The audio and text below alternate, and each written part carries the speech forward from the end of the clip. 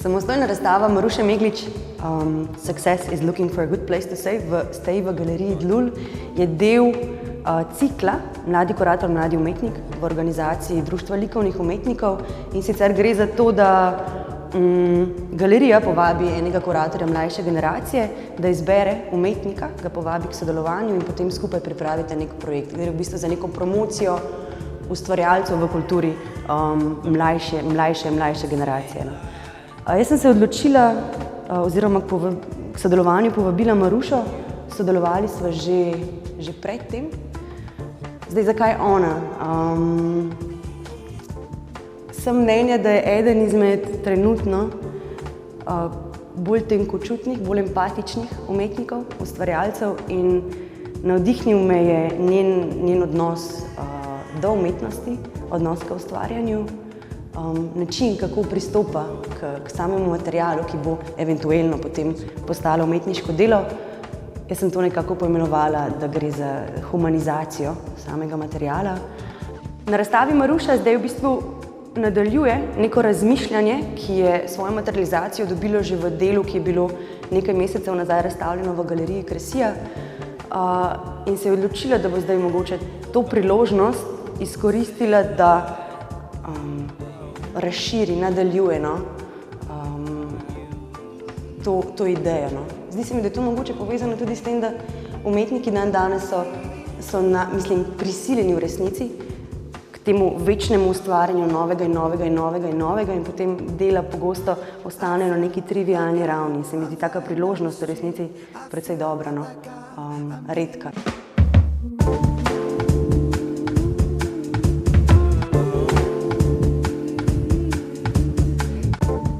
Success is looking for a good place to stay je pravzaprav citat ameriškega motivacijskega govorca in poslovneža Jima Rohna. Izbrala sem ga zato, ker se mi zdi, da nekako slikovito odraža neko stanje družbene zavesti, to težnjo po ekstremnem individualizmu in odgovornosti, ki jo mora nositi posameznik za svoje življenje po celoti, optimizirati vsa področja svojega življenja, od zdravja do poslovnega življenja, do ljubezenskega življenja. In je to pravzaprav za sodobnega posameznika lahko tako obremenjujoče, da v njem tvori nek razcep, ki je na eni strani ta želja po uspehu in na drugi strani pravzaprav čisto želja po predaji, po optimizaciji in po samodestrukciji na drugi strani lahko tudi. Hkrati pa sta ta občutka sodelujeta med seboj in v bistvu pleteta naše življenje, se mi zdi, ves čas. Skozi ta občutek krivde in sramu sklepamo odločitve. Jaz ne ponujam odgovorov, ampak želim samo odpreti to vprašanje, ki je zame pomembno, pa se mi zdi, da nisem več edina. Tako.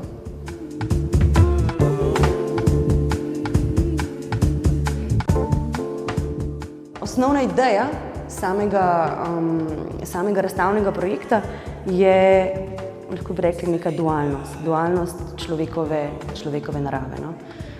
In sicer neka predpostavka oziroma zavedanje, da se v nekem malo bolj čutečem, malo bolj empatičnem posamezniku pogosto nahajajo, sobivajo med seboj precej ambivalentna si čustva.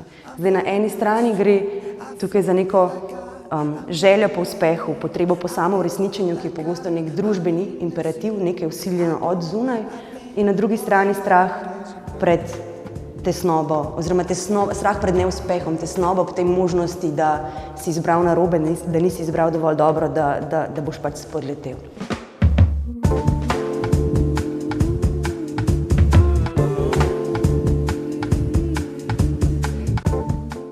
Torej, kadar me umetnost uspe povezati v neko to občečloveško izkušnjo, takrat se mi zdi, da je umetnost uspešna. In to si želim tudi za svoje delo, če nekako bi prišlo enkrat do te točke. Načeloma pa, ko se lotevam ustvarjanja, zajemam iz nekih tematik in doživljanja, ki so življenjski, ki so vezano na moje doživljanje in na mojo izkušnjo. Kje jaz vidim kvaliteto razstavljenih del Mislim, da Marušo odlikuje en izredno kontemplativen, izredno premišljen pristop k ustvarjanju. Zaveda se latentnih pomenov nekih uporabljenih form, uporabljenih barv, predvsem pa simbolike, ki jo potem vsi ti materiali, vse te oblike ustvarjajo. Če se vrnem zdaj k tem ambivalentnim občutkom v vsakem posamezniku, ta sočasni obstoj med seboj različnih, pogosto popolnoma nasprotujočih si občutij, zdaj Maruša poskuša prevajati v formo umetniškega dela na nek tak adekvaten način. Tako da zdaj v bistvu imamo tukaj neke temne, trdne, kovinske forme na eni strani, na drugi strani svetle, mehke, labilne, silikonske strukture. In s temi svojimi diametralno nasprotnimi lastnostmi namigujejo zdaj na vprašanje na prvem mestu njihove odvisnosti, soodvisnosti, mogoče, nemogoče. In te popolnoma fizične lastnosti, torej temno, svetlo, mehko, trdno, aludirajo na neke druge, mogoče malo bolj pomenljive antonime, da nima asertivno, sugestibilno, superiorno, podrejeno, avtonomno, odvisno, skratka. Mnenja sem, da če si gledalec dovoli zdaj ne samo racionalno interpretirati umetniških del, ampak da jih poskuša pač tudi začutiti, lahko razbere oziroma lahko najde neke raznolike pomene v razstavljenih skulpturah.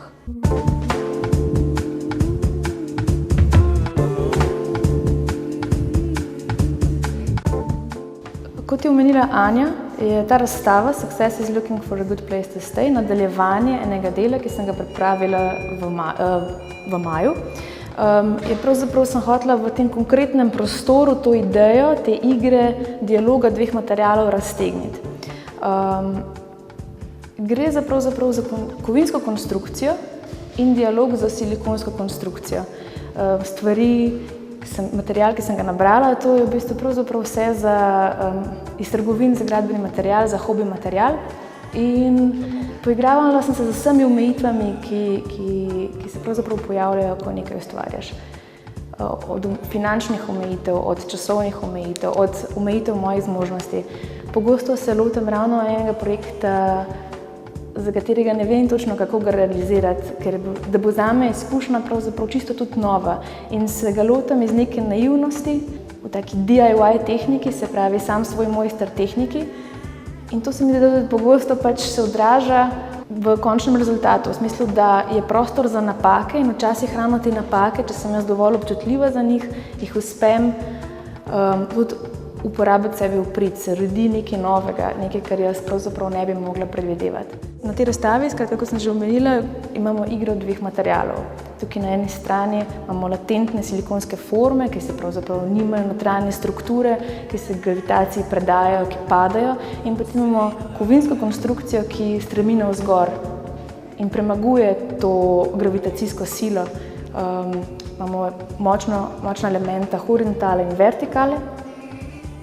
Se pravi, vertikala je tukaj kovinska konstrukcija in horizontala ta silikonska, in potem se skupaj v nekem medsebojnem dialogu in soodvisnosti silita in si določata funkcijo in namembnost. Skratka, pravzaprav kovinska konstrukcija obstaja zgolj v svoji funkciji, da podpira silikonske strukture, medtem ko silikonske strukture se pravzaprav samo predajajo in se pustijo biti vodene strani kovinske strukture.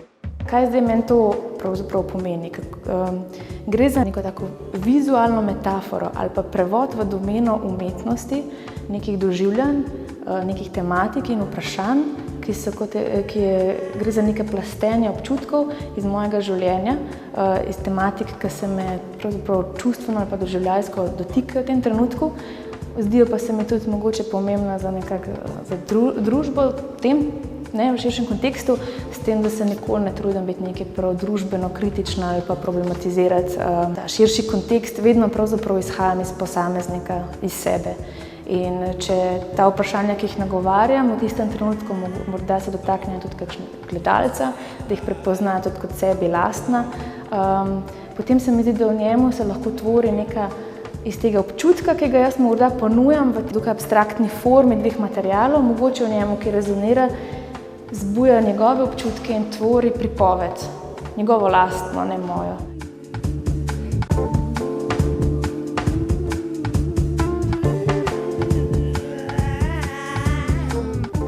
Meni je ta dialog s materialom zelo pomemben, ker se mi zdi, da gre kot za eno igro. Ravno to neznanje, ki včasih pride do izraza, ali pa nekaj, ki mi uspe z lahkoto. In se mi zdi, da je to v bistvu dvogovor z njim.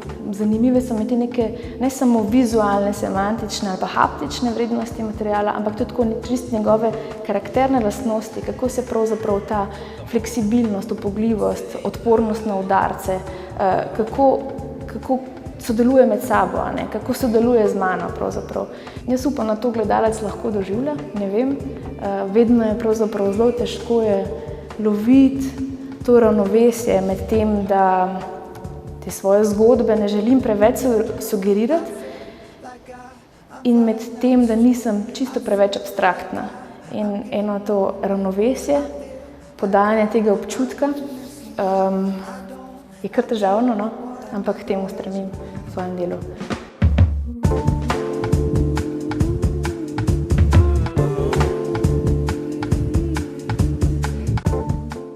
Kar se tiče samega sodelovanja, samega tega ustvarjalnega procesa, dialoga, ki so ga imeli z Marušo, sem si želela kot kurator, da bi ona vendarle imela neko prosto pot, da jaz ne bi diktirala, sugerirala kam in kako.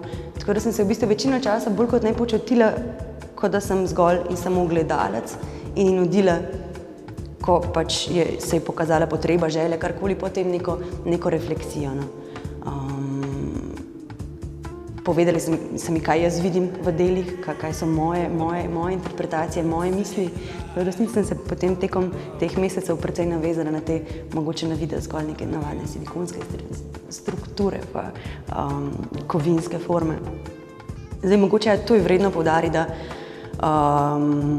obrazstavno besedilo, ki je nastalo ob projektu, je v resnici zgolj ena izmed možnih interpretacij, moja osebna interpretacija, ki je v bistvu rezultat enih številnih pogovorov, številnih razmislekov. Zdi se mi, da so Marušina dela v tej svoji abstraktnosti, pa hkrati sugestivnosti, tukaj ciljam predvsem na neke naslove, ki so pomemben del njenih umetniških del, dopuščajo neka raznolika branja. Pri Marušinem delu pa sem se že pred to razstavo, leto dni nazaj, me je spomnila njen ustvarjalni pristop na misli Johanja Pallasmaja, enega finskega filozofa, finskega arhitekta, ki zagovarja en tak čuteč, empatičen, animističen pristop tako k ustvarjanju kot k recepciji umetniških del, kar definira tudi Marušo.